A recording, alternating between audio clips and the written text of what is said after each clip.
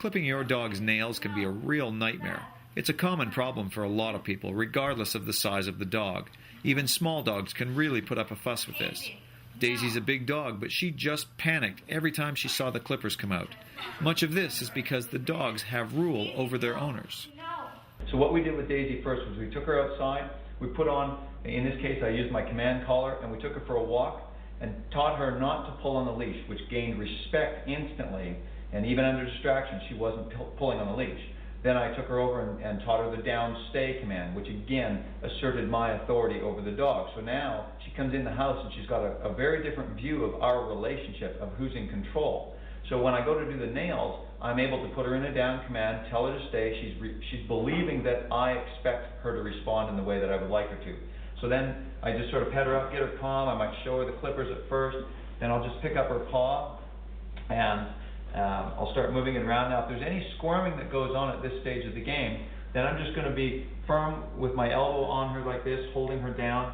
I've also got the command collar on the dog at the same time, as well as I have a training line on the dog. So in this case, I've used one of my long freedom lines so that I can get a hold of her and make sure that she stays where I've put her. So I'm going to pull up the paw, and initially I was just sort of feeling around the feet and things like this, taking each paw, getting her used to that, handling the back ones and everything like that. So now she's getting more comfortable with that. Then I bring the clippers in, and I'm just going to start to apply them like this, and we start off on small little clips.